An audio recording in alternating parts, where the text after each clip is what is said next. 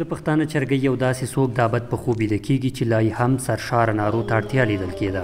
ارواښاد مطیع الله تراب چې لسیزې د پښتون په خاوره هر راغلي ناتار ته د زړه له تله د شعر په ژبه داسې څه لیکل چې د پښتانه قوم واړه او زاړه به پکې ځان کتلی شو. هغه اوس د خپل ټبر ترمنځ نشته او له ګڼو ارمانونو سره زړه چاو د ابدي کور ته لاړ، خو فکر به یې له یوه نسل څخه بل نسل ته سینه په سینه انتقال کېږي. هغه که ډېرې نارې د پښتنو زلمیو ویښتیا لپاره وکړي او ګڼې په خپل فکر روان کړل، خو خپله ورسره زړه یاري ونه کړه او تېره شپه د خوست په یوه ځایي روغتون کې د زړه حملې له امله له دې فاني نړۍ وکوچېده. د هغه جنازه نن سې شنبه ماسپښین 2 بجې په جلال آباد ښار کې ادا او په خپل پلرني ټاټوبي خوږیاڼو کوز بیار کلخېلو کې خاورو ته وسپارل شو.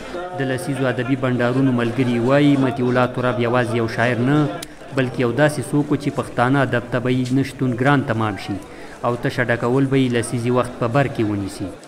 20 کاله کېږي چې موږ تراب صاحب سره ملګرتیا لرو، د افکارو سره اشنا یو، د خدمتونو سره د ډېر خدمتونه کړي، په خصوصا د ادبیاتو په برخه کې یو نوی باب یې پرانیسته، د جرأت د غیرت افکار په ادبیاتو کې د خلکو روحیه پیاوړې کړه، د زورواکو په مقابل کې په یو قلم باندې د سترو طاقتورو شخصیتونو تنظیمونو سره په مبارزه کې ودرېده.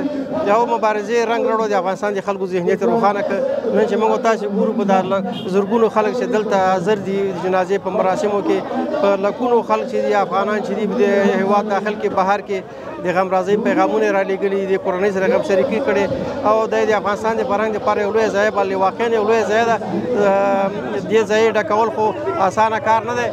یو شمېر نور لیکوالان او د قلم خاوندان بیا وایي ارواښاد تراب یوازې یو شاعر نه و بلکې یو لوی فکر او مکتب و او د دې اندازه یې له جنازې په ښه ډول معلومولی شو چې د ټولنې د ټولو قشرونو خلکو پکې په پراخه پیمانه ګډون کړی دی. دوی وایي د پښتانه د سر سړي هیڅکله نه پایي او په بېلابېلو نومونو ترې ځي، خو دې ته هیڅکله یاد قوم پاملرنه ونه کړه، سره له دې چې یاده چاره له پیړیو دوام لري.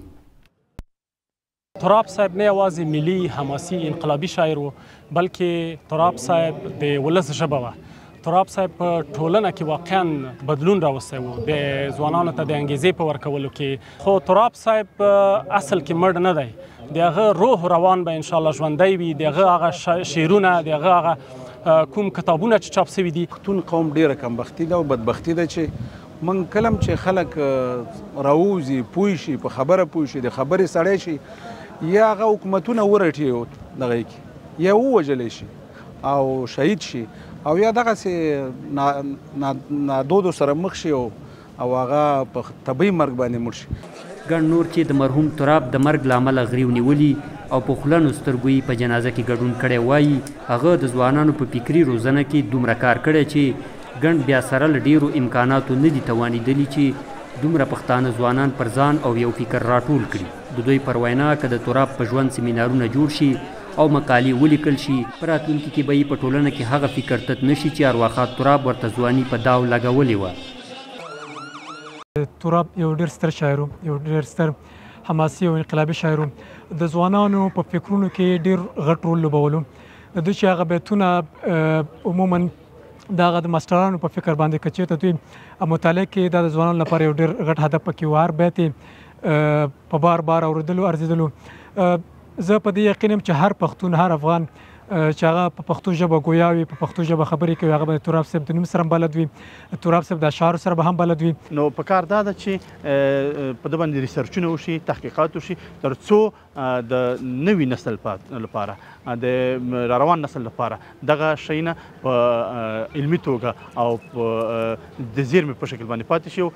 بل لوري ته د ننګرهار ولایت د اطلاعات او کلتور ریاست مسؤلین وایي د ارواښاد تراب د فکري ژوندي ساتلو او په ټولنه کې د مروج کېدلو لپاره به خپلې ټولې هڅې کوي او له هیڅ ډول ستړو به دریغ ونه کړي څو د هغه بلې کړې ډیوې د وخت بادونه مړې نه کړي او رڼاګانو ته یې د پښتانه راتلونکي نسلونه د خپلو اجدادونو د فکرونو یوه پاڼه واړوي.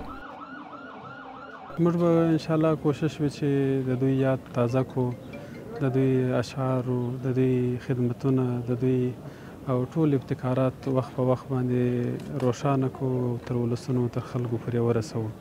څومره چې د اطلاعات کلتور ریاست مسؤلیت دی، د هغه مسؤلیت په اندازه به انشاءالله خپلې هڅې او کوشش دوام وساتو. ارواښاد مطیع الله تراب په 1450 کال د ننګرهار ولایت خوږیاڼو ولسوالۍ کوز بیار کلخېلو په کلي کې د الادوس په کورنۍ کې دی پانی نړۍ ته سترګې وغړولې. هغه د کډوالۍ تراخه په تنکۍ ځوانۍ کې له دې عمله وسکل، پر وطن بدرنګو جګړو سیوری غوړولی و. د کوزي پښتونخوا په بډبیره او د کورمې په سدي کې کلونه له خپل کور کلي لرې ژوند تیر کړ. که څه هغه د هجرت ژوند ته د پای ټکی کېښودو، خو د خپلو خاپوړو کور کلي ته د ژوند تر وروستیو ورځو شپو راستون نه شو او په خوست کې ژوند اختیار کړ. بالاخره چې زړه یې نور د دې ټولو دردونو له امله ورسره د یارۍ مزل لنډ کړ او له خپل کور کلي لرې د ابد پر خوب بیده کړ. عبیدالله وصال، موج نیوز.